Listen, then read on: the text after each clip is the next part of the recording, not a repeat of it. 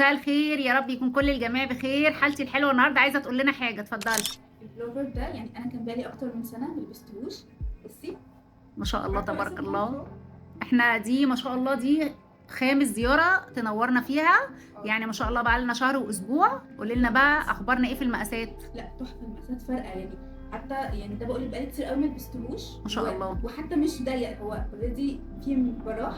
والبنطلون ما شاء الله تبارك الرحمن. مبسوطه بصراحه مبسوطه معانا في التغذيه؟ جدا. في اي حاجه بتضايقك؟ لا، كل حاجه نفسي باكلها. الحمد لله. النظام بتاعنا مش صعب. لا خالص. عارفه ليه؟ لا. عشان في كل العناصر الغذائيه اللي جسمك محتاجها، فاحنا بنديها لك. عشان احنا النهارده بنقول يا جماعه الدايت مش حرمان، الدايت ظبط الاسلوب الحياه، وبنديك كل العناصر الغذائيه اللي جسمك محتاجها فعلا. فوقتها مش بتحس ان انت محروم، ولا بتحس ان انت عايز تاكل اي حاجه. لا، احنا بنكتب لك كل احتياجك بشكل منظم وبشكل يومي. وهو دي النتيجه بعد 5 اسابيع ما شاء الله. كان حاجه ما بتلبسهاش بقالها اكتر من سنه. ومع العلم هي ما بتاخدش ميزو سيرابي، هي نظام غذائي فقط. نورتينا وشرفتينا، وعقبال المثالي.